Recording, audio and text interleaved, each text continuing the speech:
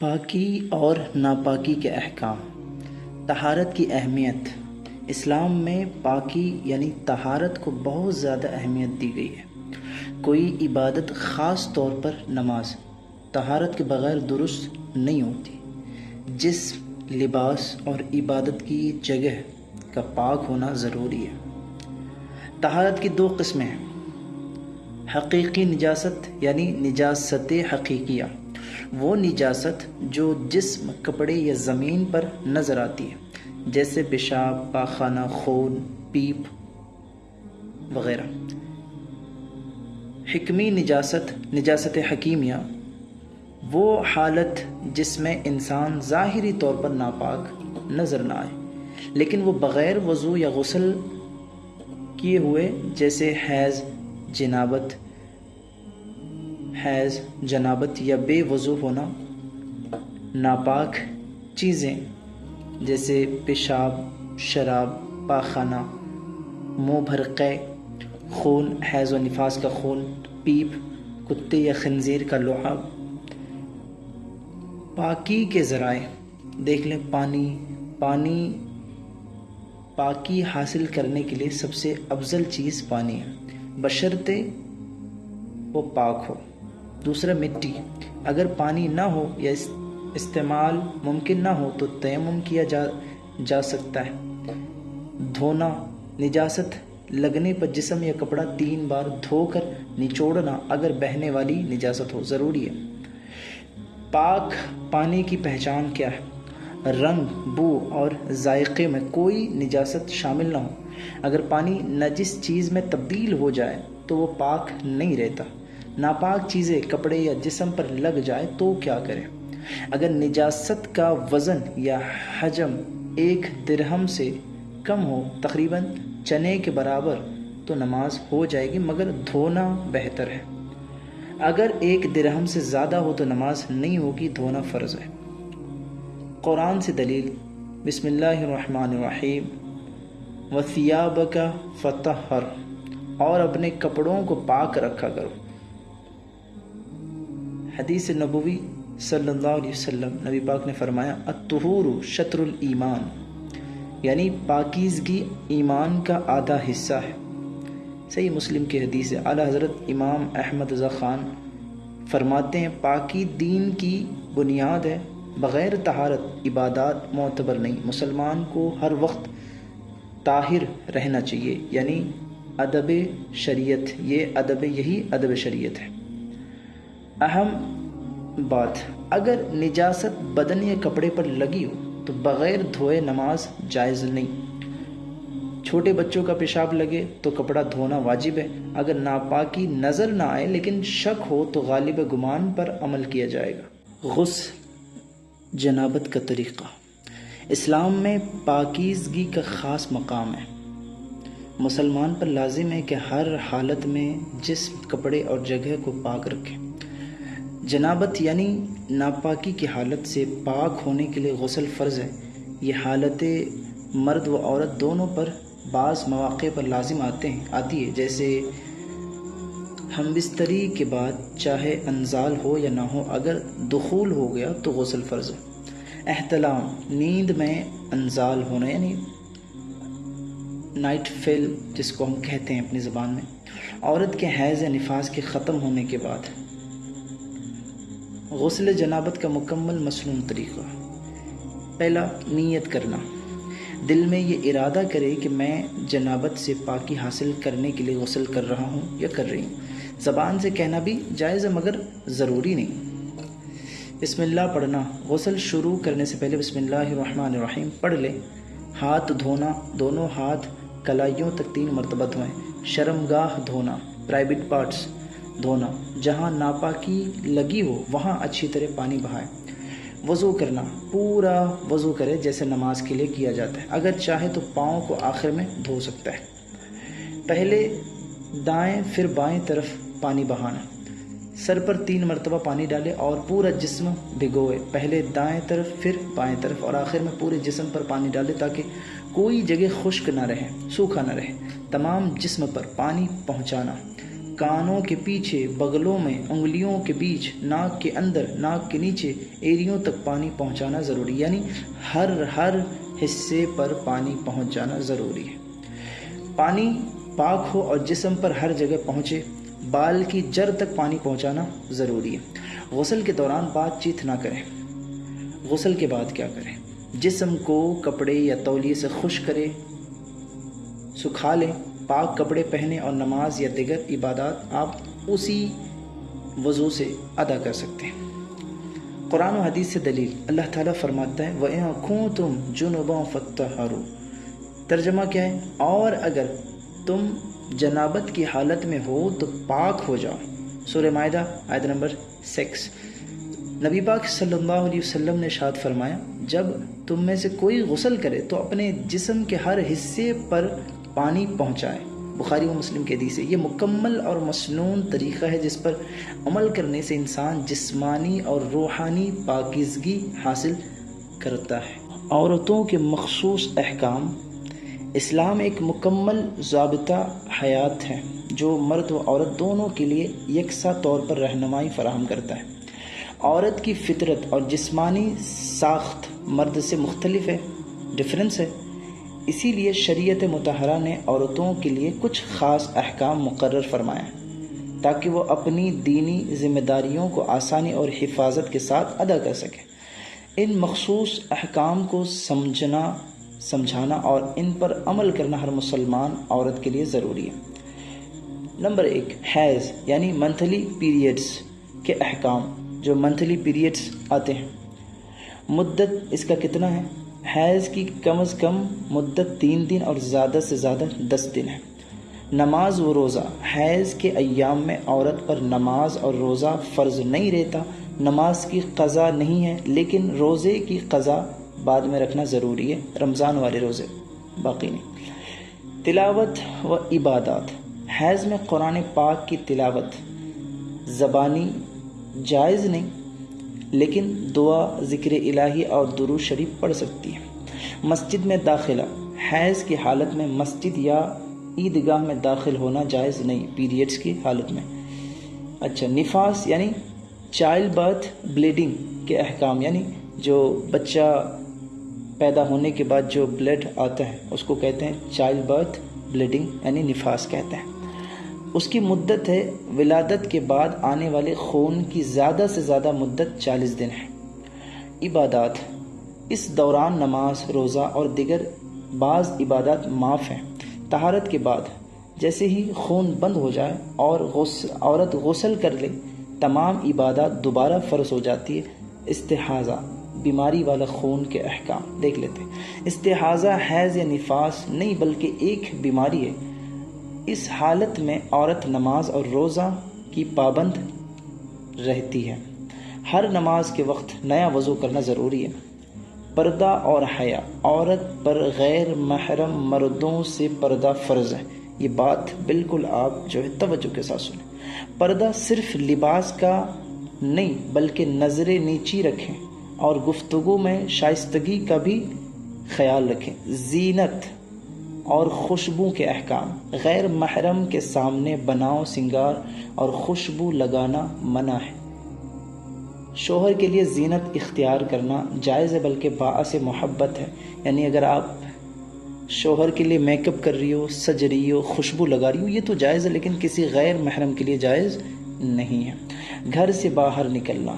بلا ضرورت عورت کا اکیلے باہر نکلنا پسندیدہ نہیں۔ ضرورت ہو تو پردے کے ساتھ اور شریعت کی حدود میں نکل سکتی ہے۔ نماز اور کپڑوں کا اہتمام۔ نماز میں پورے جسم کا پردہ کرنا فرض ہے سوائے چہرے اور ہتھیلیوں کے۔ موٹے اور غیر شفاف کپڑے پہننا ضروری ہے تاکہ جسم کی ساخت ظاہر نہ ہو، یعنی پتلا لباس نہیں پہننا ہے، موٹے لباس پہننے۔ حیض و نفاس میں شوہر سے تعلقات کے معاملات۔ اس حالت میں میاں بیوی کا جسمانی تعلق حرام ہے، یعنی حیض و نفاس اگر عورت کو ہے تو اس کا شوہر بھی اس سے ہم بستری یا کوئی تعلق جسمانی نہیں کر سکتا، یہ حرام ہے بالکل۔ لیکن محبت یعنی بات چیت اور باقی تعلقات جائز ہیں۔ خلاصہ یہ ہے کہ اسلام عورت کو عزت، وقار اور سہولت دیتا ہے۔ ان مخصوص احکام پر عمل کر کے عورت نہ صرف اپنے دین کو بچا سکتی ہے بلکہ دنیا میں سکون اور آخرت میں کامیابی حاصل کر سکتی ہے۔ مردوں کے مخصوص احکام، پہلا تو ہے کہ داڑھی رکھنا۔ شریعت مطہرہ میں مرد کے لیے داڑھی رکھنا واجب اور سنت انبیاء ہے۔ نبی کریم صلی اللہ علیہ وسلم کا فرمان ہے، داڑھی بڑھاؤ اور مونچھیں پست کرو۔ بخاری و مسلم کی حدیث ہے، داڑھی کو جو ہے نا وہ بڑھاؤ اور مونچھیں پست کرو، اس کو کم کرو۔ کم از کم 1 مشت داڑھی رکھنا واجب ہے اور اس سے کم کرنا گناہ ہے۔ لباس کے احکام دیکھ لیتے ہیں۔ مرد کے لیے ریشم پہننا حرام ہے، البتہ علاج یا سخت ضرورت میں جائز ہے۔ کپڑا ٹخنوں سے اوپر رکھنا واجب ہے، کیونکہ نبی کریم صلی اللہ علیہ وسلم نے ٹخنوں سے نیچے کپڑا لٹکانے کو فخر اور تکبر کی علامت قرار دیا۔ سونے کے زیور مرد کے لیے حرام ہے، چاندی کی انگوٹھی پہننا جائز ہے۔ ستر ڈھانپنے کا حکم کیا ہے؟ مرد کے لیے ناف سے گھٹنے تک کا حصہ ستر ہے، اسے ہر حال میں ڈھانپنا فرض ہے۔ نماز میں اور غیر نماز میں بھی ستر کھولنا حرام ہے۔ نماز باجماعت کا اہتمام کیسے کریں؟ مرد پر 5 وقتہ نماز باجماعت مسجد میں ادا کرنا سنت مؤکدہ ہے، بعض فقہا کے نزدیک واجب ہے۔ تو بلا عذر جماعت چھوڑنا گناہ ہے۔ جہاد اور حفاظت وطن کے بارے میں کیا خیال؟ مرد پر لازم ہے کہ دین، وطن اور اہل خانہ کی حفاظت کرے۔ ضرورت پڑنے پر جہاد میں شریک ہونا اور ظلم کے خلاف کھڑا ہونا اس کی ذمہ داری ہے۔ جمعہ اور عید کی نماز، مرد کے لیے جمعہ کی نماز فرض عین ہے، اسی طرح عیدین کی نماز ادا کرنا سنت مؤکدہ ہے۔ مردوں کے لیے پردہ کے اصول، مرد کو غیر محرم عورتوں کی طرف نظر نیچی رکھنے کا حکم ہے۔ فحش گفتگو یعنی گندی گفتگو، بے حیائی اور عورتوں کی مشابہت اختیار کرنا سخت حرام۔ یعنی عورت اگر بریسلیٹ پہن رہی ہے، چوڑیاں پہن رہی ہے، تو مرد بھی کڑا پہن رہا ہے، تو اس طرح سے اس کا نقل کرنا یہ بالکل سخت حرام ہے۔ دیگر ذمہ داریاں، گھر کا خرچ کمانا، بیوی اور بچوں کی کفالت کرنا مرد کی شرعی ذمہ داری ہے، تو کوئی بندہ اس سے بھاگ نہیں سکتا۔ نیک رفیق باپ، بیٹا اور بھائی بننا مرد کے لیے عبادت کے برابر ہے۔ نتیجہ یہ نکلتا ہے سارا کچھ کہنے کے بعد کہ اسلام نے مرد کو قوت، ذمہ داری اور غیرت کا پیکر بنایا ہے۔ اگر وہ اپنے ان مخصوص احکام پر عمل کرے تو نہ صرف اس کی دنیا سنورتی ہے بلکہ آخرت میں بھی کامیابی مقدر بنتی ہے۔ میرے بھائی، تو ان باتوں پر عمل کرو۔ نماز جنازہ کا طریقہ۔ نماز جنازہ ایک ایسی نماز ہے جو کسی مسلمان کی وفات پانے کے بعد اس کے لیے دعا اور مغفرت کی نیت سے پڑھی جاتی ہے۔ یہ نماز فرض کفایہ ہے، یعنی اگر چند لوگ اسے ادا کر لے تو سب کی طرف سے فرض ادا ہو جائے گا، اور اگر کوئی بھی ادا نہ کرے تو سب گنہگار ہوں گے۔ نماز جنازہ پڑھنے کا مسنون طریقہ حنفی فقہ کے مطابق دیکھ لیتے ہیں۔ نیت یعنی دل میں یہ نیت کرے کہ میں اس میت کی نماز جنازہ پڑھ رہا ہوں اور اس کے لیے دعا کر رہا ہوں، زبان سے کہنا ضروری نہیں۔ صف بندی۔ دوسرا، مرد میت کے لیے امام سینے کے برابر کھڑا ہو اور عورت میت کے لیے امام کمر کے برابر کھڑا ہو۔ امام کے پیچھے صفیں سیدھی اور قریب قریب ہوں۔ پہلا تکبیر، امام اور مقتدی سب اللہ اکبر کہہ کر ہاتھ کانوں تک اٹھائے اور ناف کے نیچے باندھ لیں، پھر ثنا پڑھیں، سبحانک اللہم و بحمدک و تبارک اسمک و تعالی جدک و لا الہ غیرک۔ دوسرا تکبیر، اللہ اکبر کہہ کر ہاتھ چھوڑ دیں، پھر درود ابراہیمی پڑھیں، اللہم صلی علی محمد وعلی آل محمد کما صلیت علی ابراہیم وعلی آل ابراہیم انک حمید مجید، اللہم بارک علی محمد وعلی آل محمد کما بارکت علی ابراہیم وعلی آل ابراہیم انک حمید مجید۔ تیسرا تکبیر، اللہ اکبر کہہ کر ہاتھ چھوڑ دیں، پھر میت کے لیے دعا کرے، اللہم اغفر لحینا و میتنا و حاضرنا و غائبنا و ذکرنا و انسانا و صغیرنا و کبیرنا، اللہم من احییتہ منا فاحیہ علی الاسلام وما توفیتہ منا فتوفہ علی الایمان۔ اگر میت عورت ہو تو دعا میں مؤنث کے صیغے استعمال کریں۔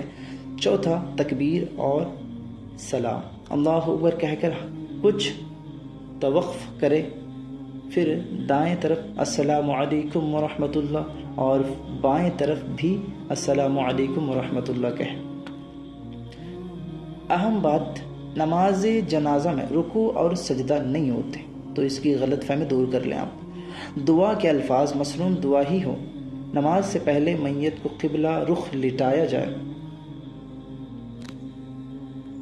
مجھے امید ہے کہ یہ بیان سننے کے بعد شاید آپ کے دل کے جو وسوسات ہیں، جو شک و شبہ ہے نماز جنازہ کو لے کر، وہ بالکل ختم ہو جائیں گے انشاءاللہ۔ اذان و اقامت کا بیان۔ اذان اور اقامت اسلام کی وہ علامات ہیں جو نماز کے قیام کا اعلان اور مسلمانوں کو اجتماع کی دعوت دیتی ہے۔ اذان ایک عظیم عبادت اور اللہ کی یاد کا بلند اعلان ہے جو روزانہ 5 وقت مساجد میں گونجتی ہے۔ اقامت نماز کے قریب ہونے کا اعلان ہے جو امام کے کھڑے ہونے سے پہلے دی جاتی ہے۔ اذان کا لغوی و اصطلاحی معنی، لغوی معنی اطلاع دینا، اعلان کرنا ہے۔ اصطلاحی معنی نماز کے وقت کا اعلان مخصوص الفاظ کے ساتھ بلند آواز میں کرنا۔ اذان کے الفاظ، حضرت بلال حبشی رضی اللہ تعالی عنہ کی روایت کے مطابق اذان کے الفاظ کچھ اس طرح سے ہیں: اللہ اکبر 4 مرتبہ، اشہد ان لا الہ الا اللہ 2 مرتبہ، اشہد ان محمد رسول اللہ 2 مرتبہ، حی علی الصلاۃ 2 مرتبہ، حی علی الفلاح 2 مرتبہ، اللہ اکبر 2 مرتبہ، لا الہ الا اللہ 1 مرتبہ۔ میری ملت کے جوانوں، غور سے سننا، فجر کی اذان میں حی علی الفلاح کے بعد 2 مرتبہ یہ الفاظ بھی کہے جاتے ہیں۔ وہ کیا ہے؟ الصلاۃ خیر من النوم، یعنی نماز نیند سے بہتر ہے۔ اقامت کے الفاظ اذان ہی کے الفاظ ہوتے ہیں، فرق صرف یہ ہے کہ اقامت میں ہر جملہ کے بعد سارا کچھ پڑھا جاتا ہے، لیکن قد قامت الصلاۃ کے جو 2 اس کو جو ہے بڑھایا جاتا ہے، اس میں قد قامت الصلاۃ آپ بڑھا دیں گے تو ہو جائے گا انشاءاللہ۔ اس کے بعد اذان و اقامت کی اہمیت، سنت موقدہ ہے مردوں کے لیے، یہ مسلمانوں کے اتحاد اور اسلامی شناخت کا اظہار ہے۔ حدیث شریف میں ہے کہ مؤذن کی آواز جہاں تک پہنچتی ہے وہاں تک ہر جاندار اس کے حق میں قیامت کے دن گواہی دے گا۔ بخاری و مسلم کی حدیث ہے۔ اذان دینے کا مصنون طریقہ کیا ہے؟ قبلہ رخ کھڑے ہو کر اذان دی جائے، دائیں طرف حی علی الصلاۃ کہتے وقت چہرہ دائیں جانب کیا جائے اور بائیں طرف حی علی الفلاح کہتے وقت بائیں جانب چہرے کو گھما دیا جائے۔ اذان باوضو دی جائے اور صاف آواز میں اذان دینا مستحب ہے۔ اذان سننے والے کے لیے آداب کیا ہے؟ اذان کے کلمات کو سن کر دہرانا، حی علی الصلاۃ اور حی علی الفلاح کے وقت کہنا لا حول ولا قوۃ الا باللہ۔ اذان کے بعد درود شریف پڑھنا اور یہ دعا مانگنا بھی اگر جس کو یاد ہے تو، اللہم رب ھذہ الدعوۃ التامہ والصلاۃ القائمہ آت محمدا الوسیلۃ والفضیلہ وابعثہ مقاما محمودا الذی وعدتہ وارزقنا شفاعتہ یوم القیامہ انک لا تخلف الميعاد۔ خلاصہ یہ ہے کہ اذان اور اقامت نماز کے قیام کا اعلان اور مسلمانوں کی وحدت کا مظہر ہے۔ ان کا احترام، صحیح طریقہ اور وقت پر ادا کرنا نہ صرف سنت بلکہ دین کی علامت ہے۔ درود شریف کی فضیلت۔ درود شریف پڑھنا ایک ایسی عظیم عبادت ہے جس کے ذریعے بندہ اپنے نبی صلی اللہ علیہ وسلم سے محبت اور عقیدت کا اظہار کرتا ہے اور اللہ تعالیٰ کی بے شمار رحمتوں کا حقدار بنتا ہے۔ قرآن مجید میں اللہ تعالیٰ نے خود اپنے حبیب صلی اللہ علیہ وسلم پر درود بھیجا اور ایمان والوں کو بھی حکم فرمایا۔ کیا حکم فرمایا؟ ان اللہ وملائکتہ یصلون علی النبی یا ایھا الذین آمنوا صلوا علیہ وسلموا تسلیما۔ سورۃ الاحزاب آیت نمبر 56۔ ترجمہ کیا؟ بے شک اللہ اور اس کے فرشتے نبی پاک صلی اللہ علیہ وسلم پر رحمت بھیجتے ہیں۔ اے ایمان والو تم بھی ان پر درود بھیجو اور خوب سلام بھیجو۔ درود شریف کی فضیلت، گناہوں کی معافی۔ جو شخص کثرت سے درود شریف پڑھتا ہے اللہ تعالیٰ اس کے گناہ معاف فرماتا ہے۔ آئے ہائے۔ درجات کی بلندی، ایک بار درود شریف پڑھنے پر اللہ تعالیٰ 10 رحمت نازل فرماتا ہے، 10 نیکی عطا کرتا ہے اور 10 درجے بلند کرتا ہے۔ قیامت میں شفاعت، درود شریف پڑھنے والا نبی کریم صلی اللہ علیہ وسلم کی شفاعت کا حقدار بنے گا۔ دل کی نرمی اور روشنی، درود شریف پڑھنے سے دل میں سکون اور ایمان میں تازگی پیدا ہوتی ہے۔ دعا کی قبولیت، درود شریف کے ساتھ کی جانے والی دعا قبولیت کے زیادہ قریب ہوتی ہے۔ کچھ مشہور درود شریف: درود ابراہیمی نماز میں پڑھا جانے والا درود جو سب سے افضل اور مسنون ہے، اور درود تاج، درود نتجینہ، درود تنجینہ بھی محبت اور برکت کے لیے پڑھے جاتے ہیں، لیکن سب سے زیادہ فضیلت مسنون درود کو حاصل ہے۔ اہم نصیحت، یہ آپ کے لیے بڑا ضروری ہے، درود شریف پڑھنا نہ صرف زبان کی عبادت ہے بلکہ دل میں محبت رسول صلی اللہ علیہ وسلم کا بھی تقاضا ہے۔ لہٰذا ہمیں روزانہ کی زندگی میں درود شریف کو کثرت سے پڑھنے کی عادت ڈالنی چاہیے۔ مجھے امید ہے کہ آپ ضرور درود شریف پڑھنے کی عادت بنائیں گے انشاءاللہ۔ رسول اکرم صلی اللہ علیہ وسلم کی سیرت طیبہ وہ کمال اور خوبصورت جامع نمونہ ہے جس پر چل کر انسان دنیا و آخرت کی کامیابیاں حاصل کر سکتا ہے۔ اللہ تعالیٰ نے قرآن مجید میں فرمایا، لَقَدْ كَانَ لَكُمْ فِي رَسُولِ اللَّهِ أُسْوَةٌ حَسَنَةٌ لِمَا كَانَ يَرْجُو اللَّهَ وَالْيَوْمَ الْآخِرَ وَذَكَرَ اللَّهَ كَثِيرًا۔ سورۃ الاحزاب آیت نمبر 21۔ بے شک تمہارے لیے رسول اللہ صلی اللہ علیہ وسلم کی ذات میں بہترین نمونہ ہے، اس کے لیے جو اللہ اور آخرت کے دین کی امید رکھتا ہے اور اللہ کو کثرت سے یاد کرتا ہے۔ حضور صلی اللہ علیہ وسلم کی ولادت ببرکت عام الفیل میں مکہ مکرمہ میں پیر کے دن 12 ربیع الاول کو ہوئی۔ آپ صلی اللہ علیہ وسلم کا سلسلہ نسب حضرت ابراہیم علیہ السلام کے بیٹے حضرت اسماعیل علیہ السلام تک پہنچتا ہے۔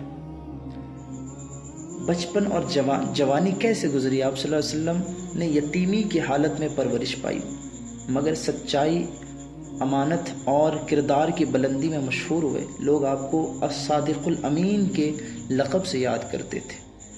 اعلان نبوت سے پہلے 40 برس کی عمر میں غار حرا میں پہلی وحی نازل ہوئی اور آپ صلی اللہ علیہ وسلم کو اللہ تعالیٰ نے نبی بنا کر مبعوث فرمایا۔ پھر 23 سال تک دین اسلام کی دعوت دی، مشکلات اور تکلیف برداشت کیے، لیکن صبر و استقامت کے ساتھ دین کو پھیلایا۔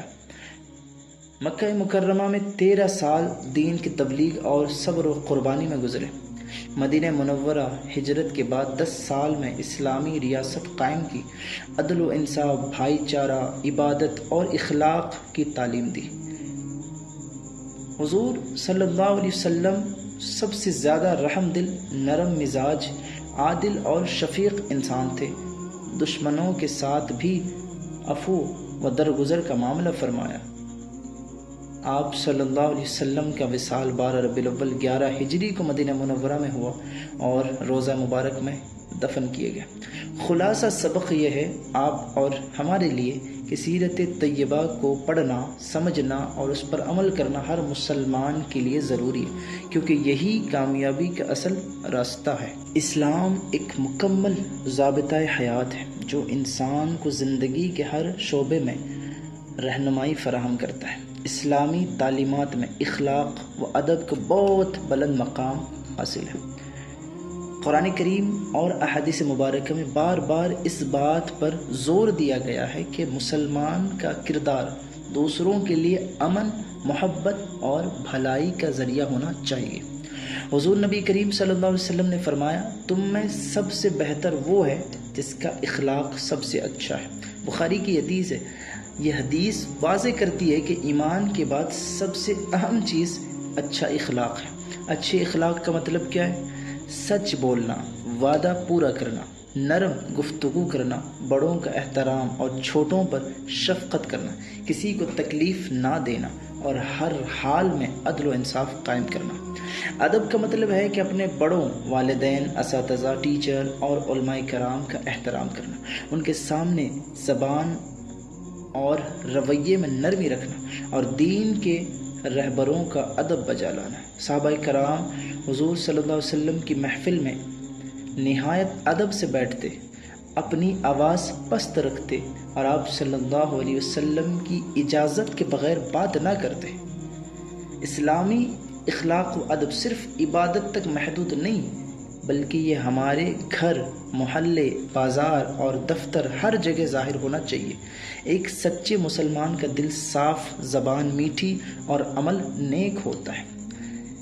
میرے قوم کے نوجوانوں، اسلامی اخلاق و ادب اپنانا ہر مسلمان کی ذمہ داری ہے، کیونکہ یہ نہ صرف ہمارے ایمان کی تکمیل کرتا ہے بلکہ معاشرے میں محبت اور امن قائم کرتا ہے۔ پیارے بھائیوں، زبان کی حفاظت بہت ضروری ہے۔ زبان انسان کے جسم کا ایک چھوٹا سا حصہ ہے، لیکن اس کے اثرات بہت بڑے ہوتے ہیں۔ یہ زبان ہی ہے جو محبت پیدا کرتی ہے، نہیں؟ اور یہی زبان نفرت بھی پیدا کر سکتی ہے۔ اسی لیے اسلام نے زبان کی حفاظت کو ایمان کا ایک اہم حصہ قرار دیا ہے۔ حضور نبی کریم صلی اللہ علیہ وسلم نے فرمایا، جو شخص مجھے اپنی زبان اور شرمگاہ کی حفاظت کی ضمانت دے، میں اس کے لیے جنت کی ضمانت دیتا ہوں۔ بخاری کی حدیث ہے۔ تو زبان کی حفاظت کا مطلب ہے کہ انسان فضول، جھوٹ، غیبت، چغلی، گالی گلوچ، طنز یا دل دکھانے والے الفاظ سے بچے۔ ایک الفاظ انسان کو اللہ کے قریب بھی کر سکتا ہے اگر وہ سچا ہو، اگر وہ صاف ستھرا ہو، اور ایک غلط لفظ اللہ کے غضب میں بھی ڈال سکتا ہے۔ قرآن کریم میں ارشاد ہے، اور لوگوں سے اچھی بات کہو، سورہ بقرہ آیت نمبر 83۔ یہ حکم بتاتا ہے کہ مسلمان کی گفتگو ہمیشہ نرمی اور خیر خواہی اور سچائی پر مبنی ہونی چاہیے۔ زبان کی حفاظت میں خاموشی بھی شامل ہے۔ اگر کوئی بات حق اور بھلائی کی نہ ہو تو خاموش رہنا بہتر ہے، جیسا کہ حدیث میں ہے، جو اللہ اور آخرت کے دین پر ایمان رکھتا ہے وہ اچھی بات کرے یا خاموش رہے۔ نتیجہ یہ نکلتا ہے میرے بھائیوں کہ زبان ایک امانت ہے۔ اس کا غلط استعمال گناہ اور فساد کا باعث بنتا ہے، جبکہ اس کا صحیح استعمال صدقہ اور نجات کا ذریعہ ہے۔ ہر مسلمان کو چاہیے کہ بولنے سے پہلے سوچے اور صرف وہی الفاظ ادا کرے جو اللہ کو پسند ہو۔ غیبت اور جھوٹ سے بچاؤ۔ اسلام میں غیبت اور جھوٹ دو بڑے گناہ ہیں جن سے قرآن و حدیث میں سختی کے ساتھ منع کیا گیا۔ غیبت کی تعریف، حضور صلی اللہ علیہ وسلم نے ارشاد فرمایا، غیبت یہ ہے کہ تم اپنے بھائی کا ذکر ایسی بات سے کرو جو اسے ناگوار ہو۔ صحابہ کرام نے عرض کیا، اگر وہ بات اس میں موجود ہو تو آپ صلی اللہ علیہ وسلم نے فرمایا، اگر وہ بات اس میں موجود ہے تو یہی غیبت ہے، اور اگر وہ بات موجود نہیں تو یہ بہتان ہے، یعنی الزام ہے۔ قرآن کریم میں اللہ تعالیٰ نے غیبت کو مردہ بھائی کا گوشت کھانے کے برابر قرار دیا، یعنی غیبت کرنے والوں کے لیے۔ کیا تم میں سے کوئی اپنے مردہ بھائی کا گوشت کھانا پسند کرے گا؟ یقیناً تمہیں یہ ناپسند ہوگا۔ یعنی غیبت یعنی مردہ بھائی کا گوشت ہے۔ جھوٹ کی حقیقت کیا ہے؟ جھوٹ شیطان کے ہتھیاروں میں سے ایک بڑا ہتھیار۔ حضور نے فرمایا، جھوٹ سے بچو، کیونکہ جھوٹ برائی کی طرف لے جاتا ہے اور برائی جہنم کی طرف لے جاتی ہے۔ بخاری و مسلم کی حدیث۔ جھوٹ انسان کے ایمان کو کمزور کرتا ہے، اعتماد کو ختم کرتا ہے اور معاشرے میں فساد پیدا کرتا ہے۔ بچاؤ کے طریقے کیا ہیں؟ بولنے سے پہلے سوچے کہ یہ بات حقیقت ہے یا نہیں۔ کسی کی کمی یا کوتاہی ذکر کرنے سے بچیں، چاہے مذاق ہی کیوں نہ ہو۔ جھوٹ اور غیبت سے بچنے کے لیے زیادہ ذکر الہی اور نیک صحبت اختیار کریں۔ اگر کبھی غیبت ہو جائے تو فوراً توبہ کریں اور جس کی غیبت کی ہے اس کے لیے دعا کریں۔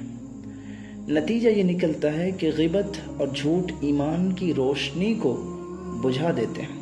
ایک مومن کا معیار یہ ہے کہ اس کی زبان سے ہمیشہ سچ، خیر اور بھلائی نکلے، اور وہ دوسروں کے عیب چھپانے والا ہو، نہ کہ عیب تلاش کرنے والا۔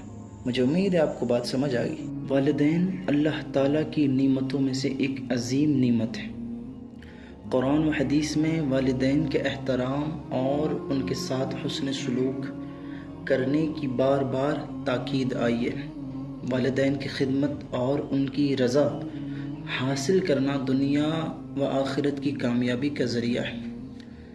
اور اللہ تبارک و تعالیٰ قرآن میں فرماتا ہے وَقَضَىٰ رَبُّكَ أَلَّا تَعْبُدُوا إِلَّا إِيَّاهُ وَبِالْوَالِدَيْنِ إِحْسَانًا، اور تیرے رب نے حکم دیا ہے کہ اس کے سوا کسی کی عبادت نہ کرو اور والدین کے ساتھ بھلائی کرو۔ سورہ بنی اسرائیل آیت نمبر 23۔ اس آیت میں والدین کے ساتھ حسن سلوک کو عبادت کے بعد ذکر کیا گیا، جو اس کی اہمیت کو ظاہر کرتا ہے کہ کتنا ضروری ہے والدین کی خدمت کرنا۔ اور نبی پاک صلی اللہ علیہ وسلم نے ارشاد فرمایا باپ جنت کا درمیانی دروازہ، چاہے تو اس کو ضائع کر، چاہے تو اس کی حفاظت کر۔ اور ایک اور حدیث میں نبی پاک صلی اللہ علیہ وسلم نے فرمایا والد کی رضا میں اللہ کی رضا، اور والد کی ناراضگی میں اللہ کی ناراضگی۔ تو جو عقل مند ہوگا وہ اپنے والدین کو راضی رکھے گا۔ والد کے ادب کے چند اصول: ان کے سامنے آواز نیچی رکھنا، یہ احترام کی علامت ہے۔ ان کی بات کو غور سے سننا ادب کی علامت ہے۔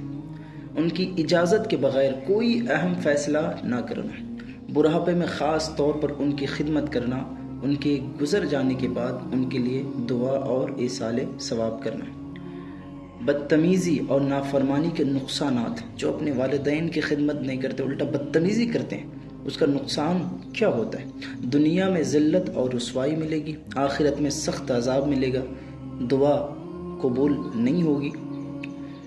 اور اس بات کو ہمیں حضرت اویس قرینی رحمۃ اللہ علیہ اپنی والدہ کی خدمت میں اس قدر مشغول رہتے تھے کہ حضور صلی اللہ علیہ وسلم کی زیارت کے لیے مدینہ نہ آ سکے، لیکن آپ صلی اللہ علیہ وسلم نے اپنے صحابہ سے فرمایا کہ اگر تمہاری ملاقات اویس سے ہو تو ان سے دعا کرانا، کیونکہ وہ والدہ کے خادم اور اللہ کے محبوب بندے ہیں۔ والدین کا ادب ایک مسلمان کی پہچان ہے۔ میرے عزیز، ان کی دعا سے زندگی میں برکت اور آخرت میں کامیابی نصیب ہوتی ہے۔ جو شخص والدین کی خدمت اور رضا میں لگا رہتا ہے اس کے لیے جنت کے دروازے کھلے رہتے ہیں۔ رشتہ داروں سے حسن سلوک کس طرح کی جائے؟ اسلام میں رشتہ داروں سے حسن سلوک یعنی صلہ رحمی کو بہت زیادہ اہمیت دی گئی، اور قرآن کریم میں کئی جگہ والدین کے بعد رشتہ داروں کا حق ادا کرنے کا حکم آیا ہے۔ اللہ تبارک و تعالیٰ ارشاد فرماتا ہے وَاتَّقُوا اللَّهَ الَّذِي تَسَاءَلُونَ بِهِ وَالْأَرْحَامَ، اور اللہ سے ڈرو جس کے نام پر ایک دوسرے سے سوال کرتے ہو، اور رشتہ داروں کے حقوق کا خیال رکھو۔ حضور صلی اللہ علیہ وسلم نے بھی فرمایا جو چاہتا ہے کہ اس کی روزی میں کشادگی ہو اور عمر میں برکت ہو تو اسے چاہیے کہ رشتہ داری جوڑے رکھے۔ بخاری و مسلم کی حدیث ہے۔ اور صلہ رحمی کے فائدے کیا ہیں؟ اللہ کی رضا حاصل ہوتی ہے، رزق میں اضافہ اور عمر میں برکت ہوتی ہے، دلوں میں محبت پیدا ہوتی ہے اور خاندان مضبوط ہوتا ہے۔ رشتہ توڑنے کا نقصان کیا ہوتا ہے؟ اللہ کی رحمت سے محرومی، معاشرتی نفرت اور بگاڑ، آخرت میں سخت عذاب ملے۔ اب عملی نسخہ یہ ہے کہ ہمیں کرنا یہ ہے کہ بیمار رشتہ دار کی عیادت کرنا ہے، ضرورت مند رشتہ دار کی مالی مدد کرنا ہے، خوشی اور غم میں شریک ہونا ہے۔ اہل ایمان کو چاہیے کہ دوسرا رشتہ دار تعلق توڑ دے، وہ پھر بھی تعلق جوڑنے کی کوشش کرے۔ یہی اعلیٰ اخلاق اور یہی نبی کریم صلی اللہ علیہ وسلم کی سنت ہے۔ اسلام میں رشتہ داروں کے بعد ہمسایوں کے حقوق کو بہت اہمیت مقام دیا ہے۔ قرآن و حدیث میں بار بار تاکید کی گئی کہ پڑوسی کے ساتھ اچھا سلوک کیا جائے، چاہے وہ مسلمان ہو یا پھر غیر مسلم ہو۔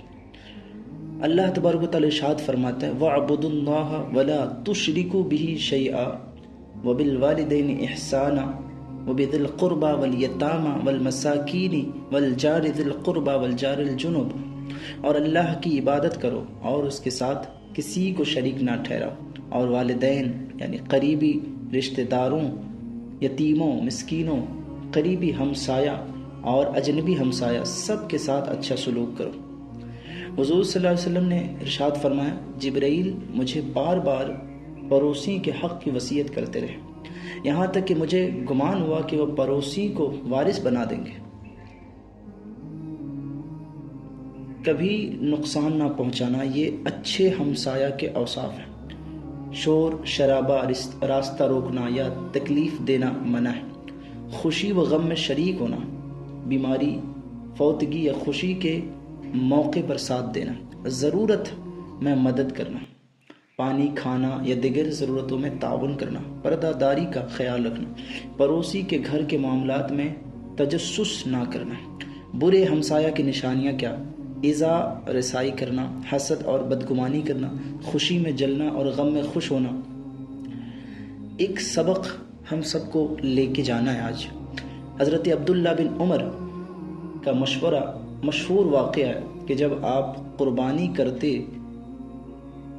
تو گوشت میں سے اپنے یہودی پڑوسی کو بھی بھیجتے اور فرماتے ہمیں ہمارے نبی کریم صلی اللہ علیہ وسلم نے پڑوسی سے اچھا سلوک کرنے کا حکم دیا ہے۔ یاد رکھیں، اچھا پڑوسی بننا صرف اخلاقی نہیں بلکہ ایمانی فریضہ ہے۔ بچوں کی تربیت کیسے کریں؟ اسلام میں بچوں کی تربیت ایک نہایت اہم اور ذمہ داری کا کام ہے، کیونکہ بچپن میں جو عادات، عقائد اور اخلاق پیدا کیے جاتے ہیں وہ زندگی بھر ساتھ رہتے ہیں۔ والدین کو چاہیے کہ بچوں کی جسمانی، ذہنی، اخلاقی اور دینی تربیت کرے تاکہ وہ دنیا و آخرت میں کامیاب ہو۔ بچوں کی تربیت کے چند اہم پہلو دیکھ لیتے ہیں۔ پہلا ہے عقیدہ و ایمان کی تربیت، یعنی بچپن ہی سے کلمہ طیب، اللہ اور اس کے رسول صلی اللہ علیہ وسلم کی محبت دل میں بٹھائیں، انہیں توحید، رسالت اور آخرت کا عقیدہ سکھائیں۔ نماز کی عادت، 7 سال کی عمر سے نماز کا حکم دیں اور 10 سال کی عمر تک اگر نماز میں سستی کرے تو نرمی کے ساتھ سمجھائیں تاکہ نماز اس کی عادت بن جائے۔ اچھے اخلاق سکھانا، بچوں کو سلام کرنا، سچ بولنا، بڑوں کی عزت، چھوٹوں پر شفقت اور جھوٹ و بدتمیزی سے بچنا سکھائیں۔ تعلیم و علم کا اہتمام کرائیں، دینی تعلیم کے ساتھ دنیاوی تعلیم بھی دلوائیں۔ قرآن پاک کی تعلیم سب سے پہلے ہو، پھر باقی مضامین پڑھائیں۔ وقت پر تربیت، بچپن میں ڈھیل دینا اور صرف دنیاوی آسائش دینا نقصان دہ ہے۔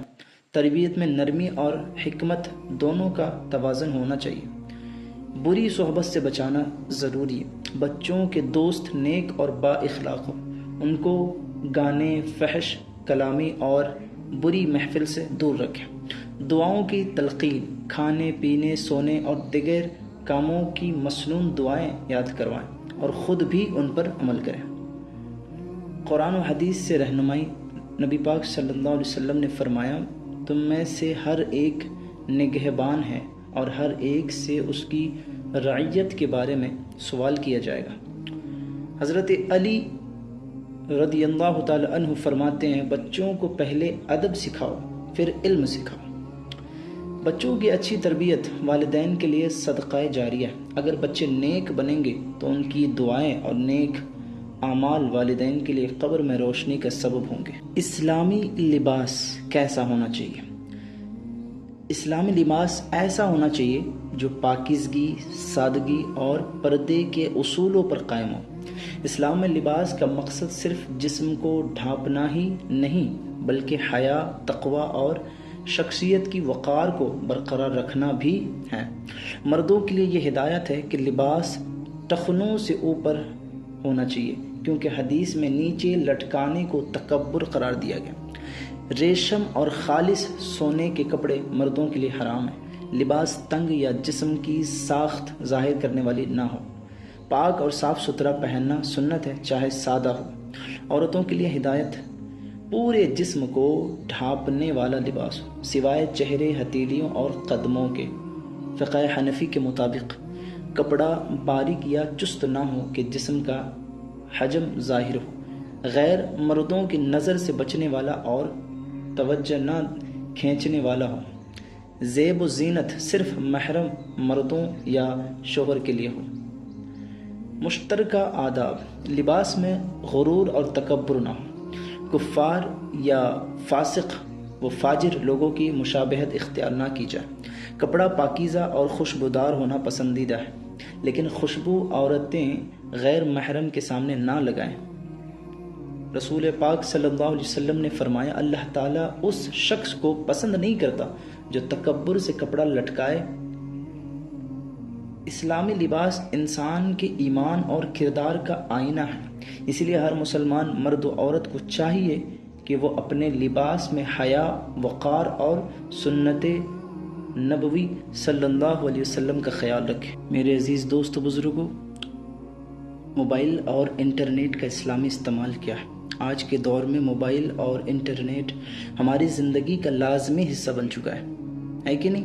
اگر اس کا استعمال صحیح طریقے سے کیا جائے تو یہ دین و دنیا دونوں میں فائدہ پہنچا سکتے ہیں، لیکن غلط استعمال انسان کو گمراہی اور گناہوں میں ڈال دیتا ہے۔ اسی لیے اسلام نے ہمیں ہر چیز میں اعتدال اور جائز طریقے کو اپنانے کی تعلیم دی ہے۔ جائز اور مفید طریقہ کیا ہے؟ قرآن، حدیث، دینی کتابوں اور خطبات کو سننا اور پڑھنا، دینی معلومات حاصل کرنا اور دوسروں تک دین کی باتیں پہنچانا، تعلیم، کاروبار اور مثبت رابطے کے لیے استعمال کرنا، وقت پر اذان اور نماز کے اوقات معلوم کرنا۔ ناجائز اور نقصان دہ استعمال کیا ہے؟ فحش اور گندی ویڈیوز، تصاویر یا ویب سائٹ دیکھنا، یہ موبائل کا ناجائز فائدہ اٹھانا ہوا، ناجائز کام ہوا۔ فضول چیٹنگ، بے حیائی اور غیر محرم سے دوستی کرنا، وقت کا ضائع اور سوشل میڈیا میں غرق ہو جانا، جھوٹے پیغامات اور افواہیں پھیلانا۔ موبائل اور انٹرنیٹ کو صرف ضرورت اور بھلائی کے کاموں میں استعمال کریں، یہ اسلام ہمیں سکھاتا ہے۔ سونے سے پہلے اور عبادت کے وقت اسے بند رکھیں تاکہ اللہ کی یاد سے غافل نہ ہوں۔ غیر محرم کے ساتھ غیر ضروری رابطے سے بچیں۔ والدین، استاذ اور بڑوں کی موجودگی میں ادب و احترام کے ساتھ استعمال کریں۔ رسول اللہ صلی اللہ علیہ وسلم نے ارشاد فرمایا، قیامت کے دن آدمی کے قدم اپنی جگہ سے نہیں ہٹیں گے جب تک اس سے 4 چیزوں کے بارے میں سوال نہ کر لیا جائے۔ تم نے عمر کہاں خرچ کی؟ اپنا علم کا استعمال تم نے کس جگہ کیا؟ اپنا مال کہاں کمایا، کہاں خرچ کیا؟ اور اپنا جسم کو پاک رکھا، ناپاک رکھا؟ یہ 4 سوال آپ سے پوچھے جائیں گے۔ موبائل اور انٹرنیٹ اللہ کی دی ہوئی نعمت ہے، اگر اسے دین و دنیا کی بھلائی میں استعمال کریں گے تو باعث اجر ہے، اور اگر گناہ و فضول کاموں میں ضائع کریں گے تو آخرت میں وبال کا سبب ہوگا۔ فیصلہ آپ کو کرنا ہے، ڈیسائیڈ آپ کو کرنا ہے۔ حلال و حرام کی تمیز۔ اسلام ایک مکمل ضابطۂ حیات ہے جو انسان کو یہ سکھاتا ہے کہ زندگی کے ہر پہلو میں کس طرح صحیح اور غلط کی پہچان کرنی ہے۔ حلال و حرام کی تمیز دین اسلام کی بنیادی تعلیمات میں سے ہے۔ جو چیز اللہ تعالیٰ اور اس کے رسول صلی اللہ علیہ وسلم نے جائز یعنی حلال قرار دی ہے وہ سراسر بھلائی ہے، اور جو چیز اللہ اور اس کے رسول صلی اللہ علیہ وسلم نے منع یعنی حرام فرمائی وہ سراسر نقصان دہ اور گناہ ہے۔ اب حلال چیزیں وہ خوراک، وہ غذا اور وہ مال جو پاکیزہ طریقے سے حاصل کیا گیا ہو، تجارت اور کمائی جو جائز اصولوں کے مطابق، نکاح کے ذریعے ازدواجی تعلقات، حلال جانور جو اسلامی طریقے سے ذبح کیے گئے ہوں۔ حرام چیزیں کیا؟ شراب، نشہ آور، عیاش اور جوا کے اڈوں پر جانا، جوا کھیلنا، سود یعنی انٹرسٹ پر لون لین دین کرنا، انٹرسٹ پر لین دین کرنا، سود کھانا، سود لینا، چوری، ڈاکہ، رشوت اور دھوکہ دھڑی، غیر محرم عورت و مرد کے ناجائز تعلقات، خنزیر اور مردار کا گوشت کھانا۔ قرآن و حدیث سے دلائل۔ اللہ تبارک و تعالیٰ فرماتا ہے، اے لوگو جو کچھ زمین میں ہے اس میں سے حلال اور پاک چیزیں کھاؤ اور شیطان کے نقش قدم پر نہ چلو۔ سورہ بقرہ آیت نمبر 168۔ اور نبی پاک صلی اللہ علیہ وسلم نے ارشاد فرمایا، جو چیز حلال ہے وہ واضح ہے اور جو چیز حرام ہے وہ بھی واضح ہے، اور ان دونوں کے درمیان کچھ مشتبہ چیزیں ہیں جنہیں بہت سے لوگ نہیں جانتے۔ جو شخص ان مشتبہ چیزوں سے بچ گیا اس نے اپنے دین اور عزت کو محفوظ کر لیا۔ میرے عزیز، حلال و حرام کی پہچان ہر مسلمان کے لیے ضروری ہے۔ حلال کھانے اور کمانے والا شخص نیک عمل میں کامیاب ہوتا ہے، جبکہ حرام سے زندگی میں برکت ختم ہو جاتی اور آخرت میں سخت پکڑ ہوگی۔ اسی لیے میرے عزیز، حلال طریقے کا رزق کمائیں، حلال چیزیں کھائیں، حلال کام کو انجام دیں، حرام سے بچنے کی بہت زیادہ کوشش کریں۔ پیارے سنی جنتی مسلمانوں، اسلام ایک ایسا دین ہے جو زندگی کے ہر پہلو میں رہنمائی فراہم کرتا ہے، حتیٰ کہ کاروبار اور تجارت میں بھی۔ کاروبار صرف دنیاوی فائدے کا ذریعہ نہیں بلکہ ایک بڑی عبادت بھی بن سکتا ہے اگر اسے اسلامی اصولوں کے مطابق کیا جائے۔ رسول پاک صلی اللہ علیہ وسلم نے فرمایا، تاجر صادق و امین یعنی انبیاء، صدیقین اور شہداء کے ساتھ ہوگا۔ اسلامی کاروبار کے اصول کیا ہیں؟ ایمانداری اور دیانت، جھوٹ بولنا، مال میں ملاوٹ کرنا، تول و پیمانے میں کمی کرنا سخت گناہ ہے، اس بات کا خیال رکھیں۔ قرآن اور تولتے وقت پورا تول کر دو اور لوگوں کو ان کی چیزیں کم نہ دیا کرو، قرآن فرماتا ہے۔ سورہ اعراف آیت نمبر 85۔ حرام سے اجتناب کیسے کریں؟ سود یعنی انٹرسٹ پر مبنی کاروبار سخت حرام ہے۔ جو کاروبار انٹرسٹ پر چل رہا ہے وہ کاروبار سخت حرام ہے۔ رشوت، جوا، شراب، خنزیر اور ناجائز چیزوں کی خرید اور فروخت بھی ناجائز ہے۔ خدمت خلق کا جذبہ، کاروبار صرف نفع کمانے کا نام نہیں بلکہ دوسروں کی ضرورت پوری کرنا بھی عبادت ہے۔ ایک سچا تاجر اپنی امت کو دھوکہ نہیں دیتا۔ عدل و انصاف، منافع لینا جائز ہے مگر زیادتی اور استحصال سخت منع ہے۔ معاہدے کی پاسداری یعنی وعدہ پورا کرنا، قرض وقت پر ادا کرنا اور خریدار کے ساتھ شفاف معاملہ کرنا اسلامی تجارت کا حصہ ہے۔ میرے عزیز، کاروبار میں برکت کے اسباب کیسے پیدا ہوں؟ صبح کے وقت تجارت شروع کرنا، اللہ کا ذکر اور درود شریف پڑھنا، نماز کی پابندی کرنا، زکوٰۃ اور صدقہ دینا، اس سے تمہاری تجارت میں برکت اور رحمت پیدا ہو۔ اسلامی کاروبار دراصل اللہ کی رضا اور برکت حاصل کرنے کا ذریعہ ہے۔ جو شخص دیانت داری سے تجارت کرتا ہے وہ دنیا میں عزت پاتا ہے اور آخرت میں جنت کا مستحق بنتا ہے۔ اب آپ نے کرنا ہے کہ آپ کو اسلامی طریقے پر کاروبار کرنا ہے یا پھر انٹرسٹ اور سود کھوری پر اپنے کاروبار کو چمکانا ہے۔ میرے عزیز، اسلام نے سود یعنی انٹرسٹ، ربا کو سختی کے ساتھ حرام قرار دیا۔ سود ایسا گناہ ہے جس کے بارے میں قرآن و حدیث میں بہت سخت وعیدیں آئی ہیں، بہت سخت الفاظ آئے ہیں۔ قرآن مجید میں سود کی حرمت کے بارے میں اللہ تبارک و تعالیٰ نے ارشاد فرمایا، اللہ نے تجارت کو حلال اور سود کو حرام کیا۔ سورہ البقرہ آیت نمبر 275۔ جو لوگ سود کھاتے ہیں وہ قیامت کے دن ایسے کھڑے ہوں گے جیسے شیطان نے چھو کر پاگل بنا دیا ہو۔ اگر تم سود سے باز نہ آئے تو اللہ اور اس کے رسول کی طرف سے اعلان جنگ سن لو۔ سورہ بقرہ آیت نمبر 279۔ میرے عزیز، اور نبی پاک صلی اللہ علیہ وسلم نے فرمایا، سود کھانے والوں سود لکھنے والا، سود کا گواہ اور سود دینے والا سب برابر گناہ میں ہے۔ ایک اور حدیث میں ہے کہ سود کا 1 درہم 1 روپیہ کھانا زنا کے 36 بار کرنے سے زیادہ سخت ہے۔ سود سے بچنے کے طریقے کیا ہے بھائی؟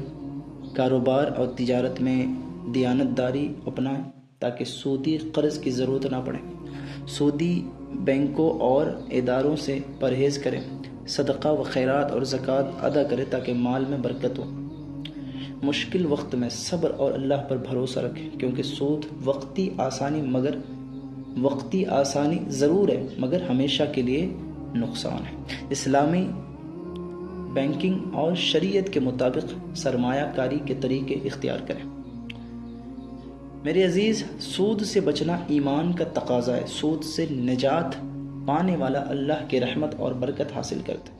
سودی لین دین بربادی اور اللہ کے عذاب کا سبب ہے، جبکہ سود سے بچنا آخرت میں نجات اور دنیا میں سکون کا ذریعہ ہے۔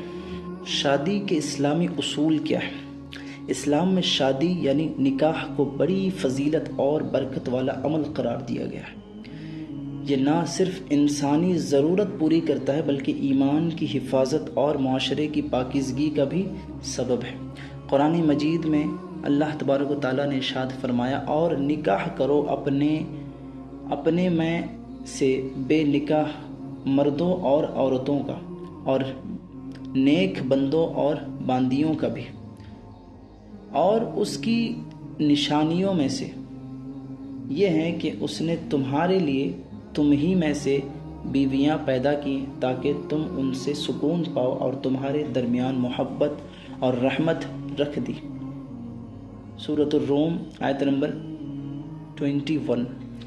اور نبی پاک صلی اللہ علیہ وسلم نے ارشاد فرمایا، نکاح میری سنت ہے اور جو میری سنت سے اعتراض کرے گا وہ مجھ سے نہیں ہے۔ ایک اور حدیث میں ہے کہ جب تم میں کوئی نکاح کرے تو اس نے اپنے دین کا آدھا حصہ محفوظ کر لیا۔ اچھا، شادی کے اسلامی اصول کیا ہے؟ پہلی تو نیت اور مقصد، یعنی نکاح اللہ کی رضا اور سنت پر عمل کے لیے ہو، صرف دنیاوی فائدہ یا دکھاوے کے لیے نہ ہو۔ لڑکا اور لڑکی کا ایمان، دینداری اور اخلاق ایک جیسے ہیں۔ لڑکی کا نکاح ولی یعنی باپ یا قریبی سرپرست کی اجازت سے ہونا چاہیے۔ مہر حق، دل کی خوشی سے مہر دینا فرض ہے، دل کی خوشی سے۔ نکاح 2 گواہوں کی موجودگی میں کیا جائے، اور سادگی یعنی نکاح میں فضول خرچی، اسراف اور غیر اسلامی رسومات سے بچنا چاہیے۔ ولیمہ، نکاح کے بعد ولیمہ سنت ہے اور اس میں غریبوں کو شریک کرنا افضل ہے۔ اسلامی اصولوں کے مطابق ہونے والی شادی سکون، محبت اور اللہ کی رحمت کا ذریعہ ہے۔ نکاح کے ذریعے ایمان محفوظ رہتا ہے، خاندان مضبوط ہوتا ہے اور معاشرہ پاکیزہ بنتا ہے۔ بیوی کے حقوق کیا ہیں؟ اسلام نے عورت کو عزت و احترام دیا اور بیوی کے حقوق کو واضح طور پر بیان کیا ہے۔ ایک شوہر پر لازم ہے کہ وہ اپنی بیوی کے ساتھ اچھا سلوک کرے اور اس کے حقوق ادا کرے۔ قرآن مجید میں بیوی کے حقوق کے بارے میں ارشاد ہوا، اور اللہ تبارک و تعالیٰ نے ارشاد فرمایا، اور ان کے ساتھ نیک سلوک سے زندگی بسر کرو۔ سورۃ النساء آیت نمبر 19۔ اور عورتوں کا حق ویسا ہی ہے جیسا ان پر ہے دستور کے مطابق۔ سورہ بقرہ آیت نمبر 228۔ اور نبی پاک صلی اللہ علیہ وسلم نے ارشاد فرمایا، تم میں سب سے بہتر وہ ہے جو اپنے اہل یعنی بیوی کے ساتھ بہتر ہو، اور میں اپنی اہل کے ساتھ سب سے بہتر ہوں۔ ایک اور حدیث میں ہے، ایمان میں سب سے کامل مومن وہ ہے جو اپنے اخلاق میں سب سے اچھا ہو اور اپنی بیوی کے ساتھ اچھے اخلاق والا ہو۔ بیوی کے بنیادی حقوق کیا ہے؟ نفقہ یعنی خرچ، بیوی کا کھانا، کپڑا، رہائش اور بنیادی ضروریات پورا کرنا شوہر پر فرض ہے۔ محبت اور عزت، بیوی کو عزت دینا، اس کے جذبات اور عزت نفس کا خیال رکھنا، برابری اور عدل، اگر ایک سے زیادہ بیویاں ہوں تو سب کے ساتھ انصاف کرنا فرض ہے، محفوظ رہائش یعنی بیوی کو ایسی رہائش دینا جو اس کے آرام اور عزت کے مطابق ہو، دینی تربیت، بیوی کو دین سکھانا اور برائی سے بچانا شوہر کی ذمہ داری ہے، بدسلوکی سے پرہیز، بیوی پر ظلم، گالی گلوچ اور مار پیٹ حرام ہے، اسلامی تعلیمات کے مطابق بیوی کو محبت، عزت اور سکون فراہم کرنا شوہر پر واجب ہے، جو شخص اپنی بیوی کے حقوق ادا کرتا ہے وہ اللہ اور رسول صلی اللہ علیہ وسلم کے نزدیک سب سے زیادہ محبوب بندہ ہے۔ شوہر کے حقوق کیا ہیں؟ اسلام نے جہاں بیوی کے حقوق بیان کیے ہیں وہیں شوہر کے حقوق بھی بڑی وضاحت سے بیان کیے۔ بیوی پر لازم ہے کہ وہ اپنے شوہر کے ساتھ وفاداری، فرما برداری اور عزت و احترام کے ساتھ زندگی بسر کرے۔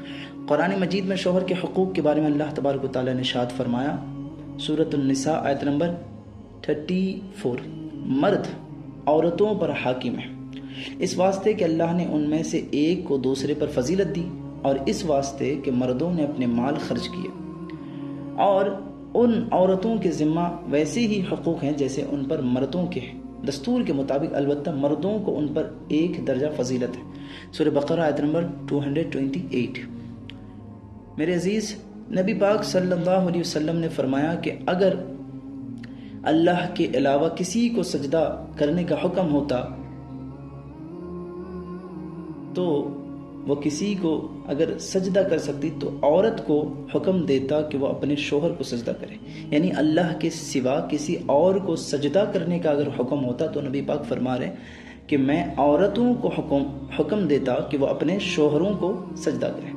اس کے بڑے حق کی وجہ سے میرے عزیز ایک اور حدیث میں ہے، عورت جب 5 وقت کی نماز پڑھے، رمضان کے روزے رکھے، اپنی شرمگاہ کی حفاظت کرے اور اپنے شوہر کی اطاعت کرے تو اسے کہا جائے گا کہ جس دروازے سے چاہے جنت میں داخل ہو جائے۔ کتنا خوبصورت بات ہے۔ شوہر کے بنیادی حقوق دیکھ لیتے ہیں۔ اطاعت یعنی بیوی کے لیے لازم ہے کہ شوہر کی جائز باتوں میں فرما برداری کرے، ان کی باتوں کو مانے جو جائز ہے۔ عزت و احترام، شوہر کی عزت کرے، اس کے سامنے زبان درازی اور بد کلامی نہ کرے۔ گھر کی حفاظت، شوہر کے مال، گھر اور عزت کی حفاظت بیوی پر لازم ہے۔ پردہ اور وفاداری، بیوی کے لیے ضروری ہے کہ شوہر کی غیر موجودگی میں اپنی عزت اور پردہ کی حفاظت کرے۔ محبت و سکون، بیوی شوہر کے لیے سکون کا ذریعہ بنے جیسا کہ قرآن میں ہے، اور اللہ نے تمہارے لیے تمہاری بیویوں کو سکون کا ذریعہ بنایا ہے، سورۃ الروم آیت نمبر 21۔ ناشکری سے بچنا، شوہر کی نعمتوں کو حقیر نہ سمجھے بلکہ شکر ادا کرے۔ میرے عزیز، اسلامی تعلیمات کے مطابق شوہر کے حقوق بیوی پر نہایت اہم ہے۔ ایک نیک بیوی وہ ہے جو اپنے شوہر کو خوش رکھے، اس کے جائز احکام کی اطاعت کرے اور گھر کو سکون و محبت کا گہوارہ بنائے رکھے۔ طلاق اور عدت کے بارے میں جان لیتے ہیں۔ اسلام ایک ایسا دین ہے جو نکاح کو مضبوط رشتہ قرار دیتا ہے۔ قرآن و حدیث میں شوہر اور بیوی دونوں کو ایک دوسرے کے ساتھ محبت، وفا اور صبر سے رہنے کی تعلیم دی گئی ہے، لیکن اگر شوہر اور بیوی میں نباہ ممکن نہ رہے تو اسلام نے نکاح ختم کرنے کا ایک شرعی اور باعزت طریقہ دیا ہے جسے طلاق کہتے ہیں۔ طلاق کا استعمال ناپسندیدہ ہے لیکن بعض اوقات ناگزیر یعنی حالات میں یہ جائز ہے، یعنی حالات ایسے پیدا ہو جائے کہ اس کے علاوہ اب کوئی راستہ نہیں نظر آ رہا۔ طلاق کے بارے میں قرآن مجید کی تعلیمات، طلاق 2 مرتبہ ہے، پھر یا تو اچھے طریقے سے روکنا ہے یا بھلے طریقے سے چھوڑ دینا، اور جب تم عورتوں کو طلاق دو اور وہ اپنی عدت پوری کر لے تو انہیں بھلے طریقے سے روکے رکھو یا بھلے طریقے سے چھوڑ دو۔ سورہ بقرہ آیت نمبر 231۔ طلاق کی اقسام کیا ہے؟ طلاق رجعی، ایسی طلاق جس میں عدت کے دوران شوہر رجوع کر سکتا ہے، پہلی اور دوسری طلاق۔ طلاق بائن، ایسی طلاق جس کے بعد نکاح ختم ہو جاتا ہے، دوبارہ ساتھ رہنے کے لیے نیا نکاح ضروری ہے۔ طلاق مغلظہ، 3 طلاق، اگر شوہر ایک ساتھ یا الگ الگ 3 طلاق دے تو نکاح ختم ہو جاتا ہے اور عورت اس کے لیے حلال نہیں رہتی جب تک کسی دوسرے شوہر سے نکاح اور پھر طلاق نہ ہو جائے۔ عدت کا مسئلہ کیا ہے؟ عدت ایک مقرر مدت ہے جو طلاق یا شوہر کی وفات کے بعد عورت پر فرض ہے۔ طلاق کی عدت 3 حیض یا 3 ماہ اگر حیض نہ آتا ہو، حمل کی صورت میں بچے کی پیدائش تک عدت ہے، شوہر کے انتقال پر 4 ماہ 10 دن عدت ہے، چاہے عورت کو حیض آتا ہو یا نہ آتا ہو۔ عدت کے دوران عورت کے احکام کیا ہیں؟ عدت کے دوران عورت کو نکاح کرنا جائز نہیں، وہ اپنے گھر سے بلا ضرورت باہر نہ نکلے، زیب و زینت، خوشبو اور نئے نکاح کی تیاری ممنوع ہے۔ عدت مکمل ہونے کے بعد عورت آزاد ہے کہ چاہے تو دوبارہ نکاح کرے یا اس کی مرضی ہے۔ اسلام میں طلاق کو آخری چارہ کار کے طور پر رکھا گیا ہے۔ میاں بیوی کو چاہیے کہ صبر، برداشت اور صلح کی پوری کوشش کریں، لیکن اگر جدائی ہی واحد حل ہو تو شریعت کے مطابق طلاق دی جائے اور عورت عدت کے احکام کی مکمل پابندی کرے۔ دین کے بنیادی عقائد اہل سنت والجماعت کے مطابق اسلام کے بنیادی عقائد وہ ستون ہیں جن پر دین کی پوری عمارت کھڑی ہے۔ ان عقائد کا صحیح اور مضبوط ہونا مسلمان کے ایمان کی بنیاد ہے۔ اہل سنت والجماعت جو حضور نبی کریم صلی اللہ علیہ وسلم کے صحابہ کرام رضی اللہ عنہم اور ان کے طریقے پر چلنے والوں کا راستہ ہے، ان کے عقائد قرآن و حدیث اور اجماع امت سے ثابت ہے۔ دین کے بنیادی عقائد اہل سنت والجماعت کے نزدیک دین کے بنیادی عقائد اللہ پر ایمان، اللہ تعالی واحد ہے، اس کا کوئی شریک نہیں، وہی خالق، رازق، مالک اور پوری کائنات کا حاکم ہے۔ اللہ تعالیٰ کے صفات میں کوئی اس کا ہمسر نہیں۔ فرشتوں پر ایمان، فرشتے اللہ کی مخلوق ہے، نور سے پیدا کیے گئے، وہ اللہ کے حکم کے پابند ہیں، نافرمانی نہیں کرتے۔ جبرائیل، میکائیل، اسرافیل اور عزرائیل علیہ السلام مشہور فرشتے ہیں۔ اللہ کی کتابوں پر ایمان، اللہ نے اپنے بندوں کی ہدایت کے لیے کتابیں نازل فرمائیں۔ قرآن مجید آخری اور محفوظ کتاب، تورات، زبور اور انجیل بھی اللہ کی کتابیں تھیں لیکن وہ تحریف کا شکار ہوئے۔ انبیاء و رسولوں پر ایمان، اللہ نے انسانوں کی ہدایت کے لیے ہزاروں نبی بھیجے، ان میں سب سے آخری اور سردار حضرت محمد مصطفیٰ صلی اللہ علیہ وسلم ہے۔ نبی کریم صلی اللہ علیہ وسلم کے بعد کوئی نبی نہیں آئے گا۔ قیامت اور آخرت پر ایمان، ایک دن آئے گا جب دنیا ختم ہو جائے گی، قیامت کے دن سب کو زندہ کر کے حساب لیا جائے گا، نیکوں کو جنت اور گنہگاروں کو سزا دی جائے گی۔ تقدیر یعنی اچھے برے کا ہونا، ہر چیز اللہ کے علم اور حکم سے ہوتی ہے۔ انسان کو خیر و شر کے راستے دکھائے گئے، وہ اپنے اختیار سے عمل کرتا ہے۔ جو کچھ ہوتا ہے اللہ کے علم و تقدیر کے مطابق ہوتا ہے۔ مرنے کے بعد کی زندگی، موت کے بعد قبر کی زندگی ہے۔ قبر میں سوال جواب ہوں گے منکر نکیر کے ذریعے، نیک کو نعمتیں اور گناہ گار کو عذاب ملے گا۔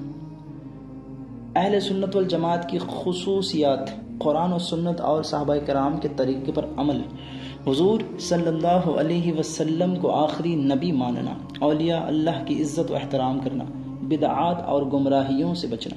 اہل سنت والجماعت کا عقیدہ وہی ہے جو قرآن و حدیث نے سکھایا ہے اور جس پر صحابہ کرام، تابعین اور بزرگان دین قائم رہے۔ یہی عقیدہ نجات کا ذریعہ ہے۔ مسلمان کے لیے ضروری ہے کہ وہ ان عقائد پر پختہ یقین رکھے اور اپنی زندگی ان کی روشنی میں گزارے۔ فرقہ ناجیہ کون ہے؟ فرقہ ناجیہ کی حقیقت کیا ہے؟ نبی کریم صلی اللہ علیہ وسلم نے ارشاد فرمایا، میری امت 73 فرقوں میں بٹ جائے گی، ان میں سے ایک فرقہ جنتی ہوگا اور باقی سب دوزخی ہوں گے۔ ابو داؤد، ترمذی، ابن ماجہ۔ صحابہ کرام نے عرض کیا، یا رسول اللہ، وہ کون سا فرقہ ہوگا؟ آپ صلی اللہ علیہ وسلم نے فرمایا، جو اس راستے پر ہوگا جس پر آج میں اور میرے صحابہ ہیں۔ فرقہ ناجیہ کی پہچان کیا ہے؟ قرآن و سنت پر مضبوطی سے قائم ہو، صحابہ کرام اہل بیت اطہار اور بزرگان دین کی محبت و اطاعت کریں، دین میں اعتدال اختیار کریں، غلو اور کمی بیشی نہ کریں، اہل سنت والجماعت کے عقائد پر چلیں، کیونکہ یہی وہ راستہ ہے جس پر نبی کریم صلی اللہ علیہ وسلم اور صحابہ کرام تھے۔ اہل سنت والجماعت ہی فرقہ ناجیہ۔ اہل سنت والجماعت وہ جماعت ہے جو قرآن و حدیث، اجماع امت اور اقوال ائمہ اربعہ پر عمل کرتے ہیں۔ یہ جماعت حضور صلی اللہ علیہ وسلم کی محبت، صحابہ و اہل بیت کی اطاعت اور اولیاء کرام کی پیروی کو دین کا حصہ سمجھتی ہے۔ اعلیٰ حضرت امام احمد رضا خان علی رحمۃ الرضوان نے بھی یہی فرمایا کہ فرقہ ناجیہ صرف اہل سنت والجماعت ہے، باقی سب گمراہی میں ہیں۔ عقیدہ توحید و رسالت پر مضبوط ایمان یعنی فرقہ ناجیہ کی علامت ہے۔ صحابہ کرام اور اہل بیت کی عزت و محبت، بدعت سیاح اور گمراہی سے بچنا، شریعت پر عمل اور سنت پر استقامت۔ فرقہ ناجیہ وہ ہے جو نبی کریم صلی اللہ علیہ وسلم اور صحابہ کرام کے طریقے پر قائم ہو۔ آج کے دور میں یہ فرقہ اہل سنت والجماعت ہے۔ میرے عزیز، یہی جماعت آخرت میں کامیاب اور جنتی ہوگی انشاءاللہ۔ قبر کی زندگی کیا ہے؟ قبر کی زندگی کا عقیدہ۔ اہل سنت والجماعت کا عقیدہ ہے کہ انسان کے مرنے کے بعد اس کی اصل زندگی قبر کی زندگی سے شروع ہوتی ہے۔ دنیا دارالعمل ہے اور قبر دارالجزا کی پہلی منزل۔ نبی کریم صلی اللہ علیہ وسلم نے فرمایا، قبر آخرت کی پہلی منزل ہے، اگر کوئی اس سے بچ گیا تو آگے کی منزلیں آسان ہوں گی، اور اگر اس میں ناکام ہوا تو آگے کی منزلیں اس سے سخت ہیں۔ میرے عزیز، قبر میں سوالات ہوں گے۔ میت کو دفن کرنے کے بعد منکر نکیر فرشتے آتے ہیں اور 3 سوال کرتے ہیں۔ تیرا رب کون ہے؟ تیرا دین کیا ہے؟ یہ مرد کامل محمد صلی اللہ علیہ وسلم کے بارے میں کیا کہتا ہے؟ مومن صحیح جواب دے گا، ربی اللہ، دین الاسلام، ھذا محمد رسول اللہ صلی اللہ علیہ وسلم۔ کافر اور منافق ہکلا کر کہے گا، ہائے مجھے کچھ پتہ نہیں۔ میرے عزیز، قبر کی نعمتیں۔ مومن کے لیے قبر جنت کے باغوں میں سے ایک باغ بن جاتی ہے، اس پر رحمتوں کے دروازے کھولتے ہیں، نیک اعمال قبر کو روشن کرتے ہیں، فرشتے اسے خوشخبری دیتے ہیں کہ تمہارے لیے جنت تیار ہے۔ قبر کا عذاب۔ گناہگار اور کافر کے لیے قبر جہنم کے گروہ میں سے ایک گرہ ہے، اس پر عذاب کے دروازے کھولتے ہیں۔ نافرمانی کرنے والوں کو قبر میں سخت عذاب دیا جاتا ہے۔ نبی کریم صلی اللہ علیہ وسلم اکثر قبر کے عذاب سے پناہ مانگتے تھے۔ قبر کی زندگی حق ہے۔ قبر کی زندگی پر ایمان۔ قبر کی زندگی حق ہے، سوال و جواب بھی حق ہے، عذاب و راحت بھی حق ہے۔ یہ سب قرآن و حدیث سے ثابت ہے اور اہل سنت والجماعت کا متفقہ عقیدہ ہے۔ قبر کی زندگی انسان کے لیے امتحان اور جزا سزا کی پہلی منزل ہے۔ نیک عمل کرنے والا کامیاب ہوگا اور جنت کی خوشبو پائے گا، گنہگار اور کافر سخت عذاب میں مبتلا ہوگا۔ اسی لیے ہمیں چاہیے کہ دنیا میں اپنے اعمال کو درست کریں تاکہ قبر میں سکون حاصل ہو۔ قیامت کی کچھ نشانیاں۔ قیامت کے دن پر ایمان لانا ہر مسلمان پر فرض ہے۔ قیامت ضرور قائم ہوگی اور اس کی کچھ نشانیاں نبی پاک صلی اللہ علیہ وسلم نے اپنی امت کو بتا دی ہے۔ یہ نشانیاں 2 حصوں میں تقسیم کی جاتی ہیں، چھوٹی نشانیاں، بڑی نشانیاں۔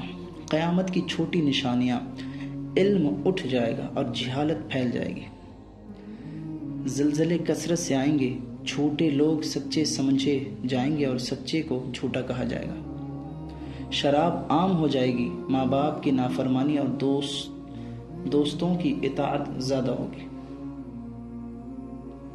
عمارتیں اونچی بنائی جائے گی، لوگ مال و دولت میں فخر کریں گے، موسیقی اور گانے بجانے کی کثرت ہوگی، عورتیں بے پردگی اختیار کریں گی، قتل و غارت عام ہو جائے گی، دجال کا ظہور ہوگا۔ قیامت کی بڑی نشانیاں: دجال کا ظہور ہونا ہے، حضرت عیسیٰ علیہ السلام کا نزول، یاجوج ماجوج کا نکلنا، سورج کا مغرب سے طلوع ہونا، دابۃ الارض یعنی زمین سے ایک جانور کا نکلنا، زمین میں 3 بڑے بڑے دھساؤں یعنی مشرق مغرب اور جزیرہ عرب میں ایک بڑی آگ کا نکلنا جو لوگوں کو میدان حشر کی طرف ہانک دے گی، آسمان سے دھواں نکلنا۔ نبی پاک صلی اللہ علیہ وسلم نے فرمایا قیامت اس وقت تک قائم نہ ہوگی جب تک کہ تم 10 نشانیاں نہ دیکھ لو۔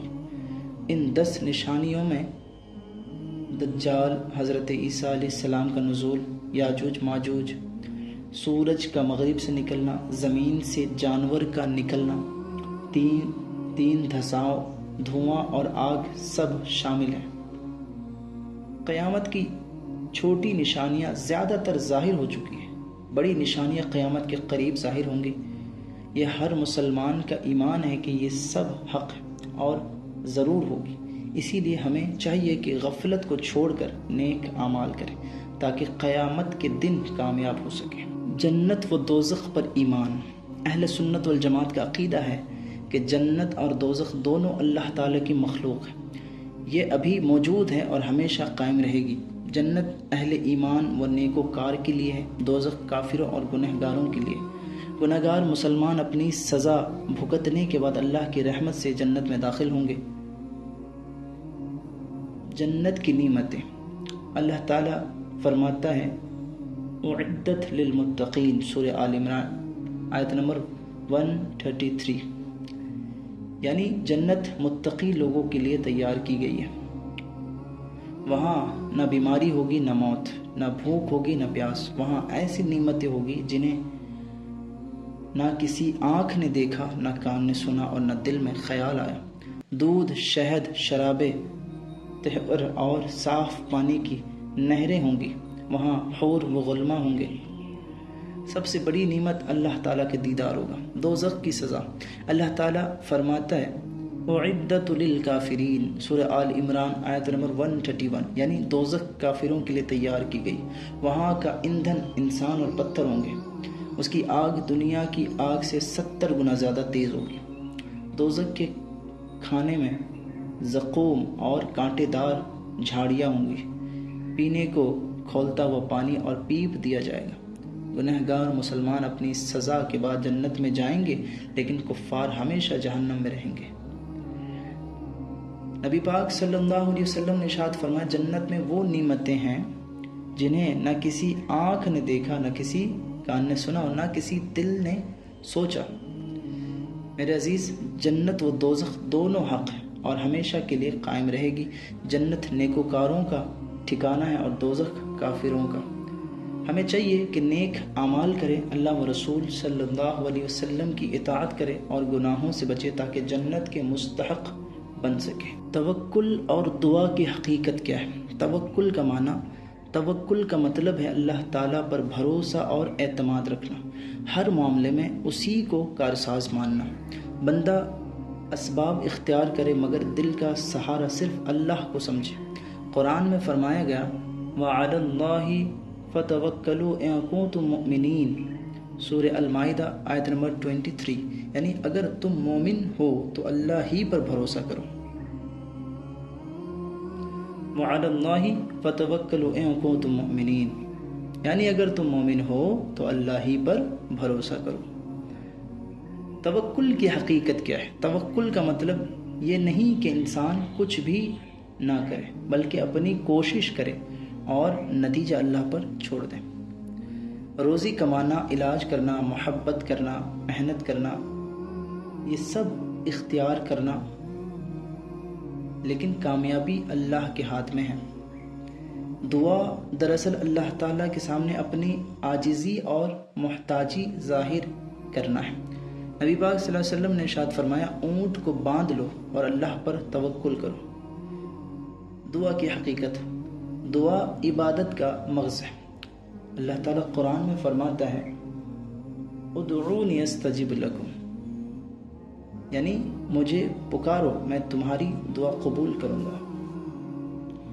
دعا کے آداب: پاکیزگی کے ساتھ دعا کرنا، اللہ کی حمد و ثنا اور نبی کریم صلی اللہ علیہ وسلم پر درود شریف پڑھ کر دعا شروع کرنا، عاجزی اور رونے کی کیفیت کے ساتھ دعا کرنا، بار بار مانگنا اور قبولیت پر یقین رکھنا، صبر، جائز اور نیک چیزیں مانگنا۔ نبی پاک صلی اللہ علیہ وسلم نے ارشاد فرمایا، دعا مومن کا ہتھیار ہے، دین کا ستون ہے اور آسمان و زمین کا نور ہے۔ توکل ایمان کی روح ہے، مسلمان ہر حال میں اللہ پر بھروسہ کرتا ہے۔ دعا مومن کا سب سے قیمتی ہتھیار ہے جو مصیبتوں کو ٹالتی اور رحمت کو کھینچتی ہے۔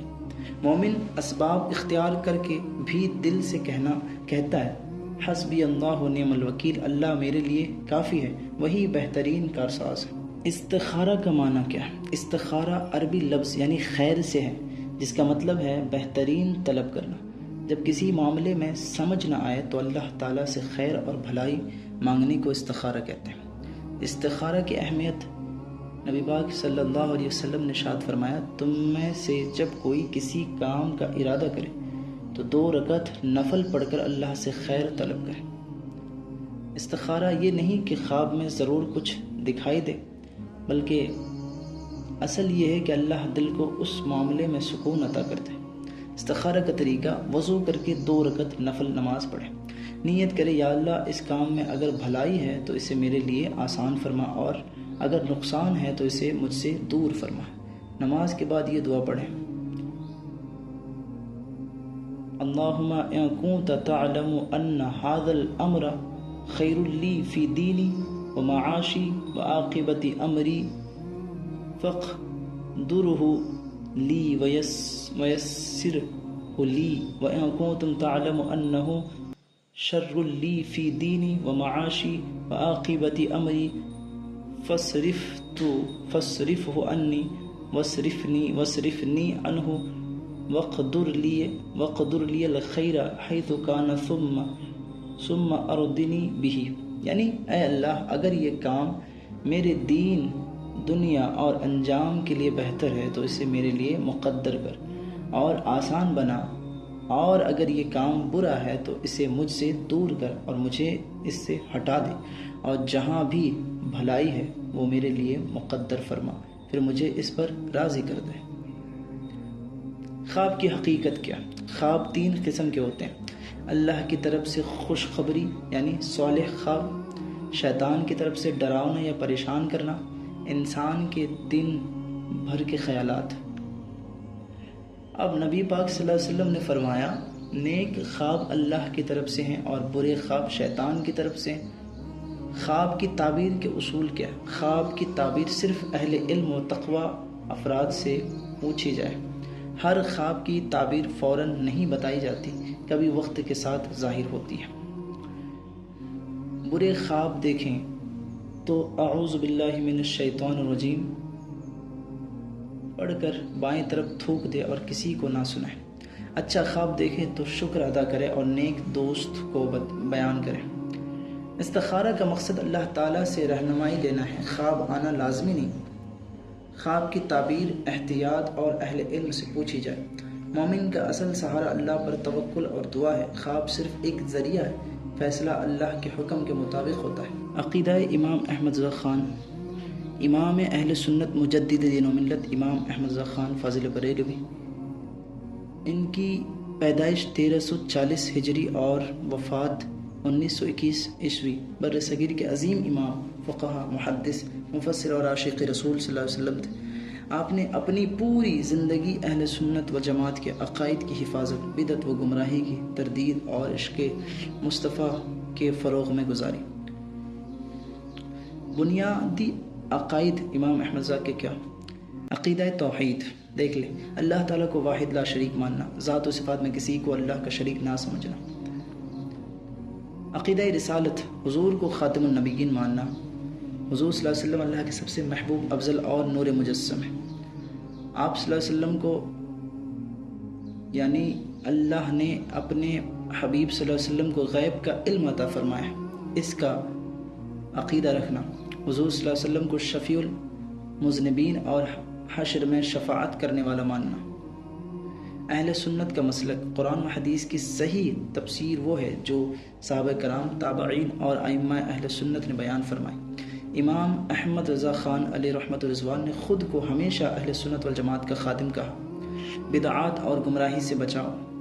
ہر وہ نیا عمل جو شریعت کے خلاف ہو وہ بدعت سیئہ ہے اور اس سے بچنا لازم، لیکن دین میں جو اچھے طریقے ہو اور شریعت کے موافق ہو انہیں بدعت حسنہ کہا اور ان کو اختیار کیا۔ اولیاء اللہ کا عقیدہ۔ اولیاء کرام اللہ کے دوست ہیں، ان سے محبت اور عقیدت رکھنا ایمان کا حصہ ہے۔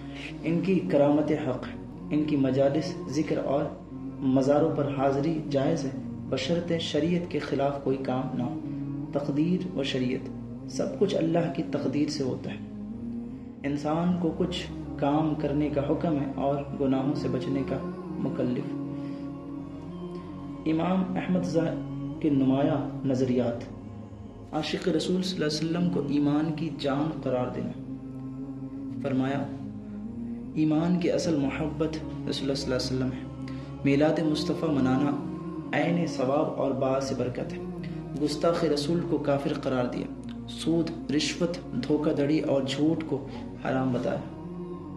امام احمد رضا خان علیہ رحمۃ الرضوان کا عقیدہ دراصل عقیدہ اہل سنت والجماعت ہے، جو قرآن و حدیث اور ائمہ کرام کی تعلیمات پر مبنی ہے۔ آپ کی پوری زندگی امت کو یہ پیغام دیتی رہی کہ اللہ واحد و بے شریک ہے، حضور صلی اللہ علیہ وسلم اللہ کے محبوب اور سب مخلوق سے افضل ہے، اولیاء اللہ کے دوست ہیں۔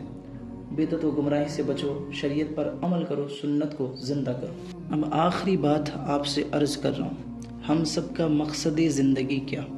اللہ تعالیٰ نے انسان کو بے مقصد پیدا نہیں فرمایا۔ قرآن مجید میں ہے وَمَا خَلَقْتُ الْجِنَّ وَالْإِنسَ إِلَّا لِيَعْبُدُونِ، اور میں نے جن اور انسان کو صرف اپنی عبادت کے لیے پیدا کیا ہے۔ یعنی ہماری زندگی کا اصل مقصد اللہ کی عبادت، اس کی معرفت اور اس کی رضا حاصل کرنا ہے۔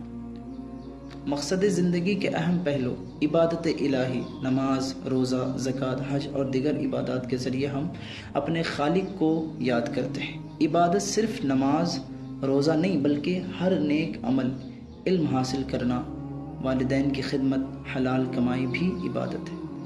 اتباع مصطفیٰ صلی اللہ علیہ وسلم۔ مقصد زندگی یہ بھی ہے کہ ہم حضور صلی اللہ علیہ وسلم کی سنت کے مطابق زندگی گزاریں۔ قرآن کہتا ہے قُلْ إِن كُنتُمْ تُحِبُّونَ اللَّهَ فَاتَّبِعُونِي يُحْبِبْكُمُ اللَّهُ، فرما دیجئے اگر تم اللہ سے محبت کرتے ہو تو میری پیروی کرو، اللہ تم سے محبت کرے گا۔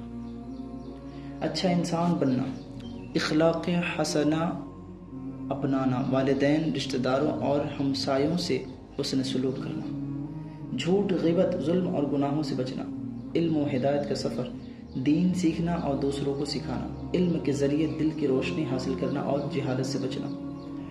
آخرت کی تیاری۔ دنیا وقتی ہے، اصل زندگی آخرت کی ہے۔ اس دنیا میں ہم صرف ایک مسافر ہیں۔ مقصد یہ ہے کہ نیک اعمال کے ذریعے جنت کا مستحق بنے۔ ہم سب کا مقصد زندگی یہ ہے کہ اللہ کی عبادت کریں، نبی پاک صلی اللہ علیہ وسلم کی سنت پر عمل کریں، اچھے اخلاق اپنائیں، علم و ہدایت کی تلاش میں رہیں، آخرت کی کامیابی حاصل کریں۔ یہی وہ راستہ ہے جو ہمیں اللہ کے قریب کرتا ہے اور ہماری زندگی کو کامیاب بناتا ہے۔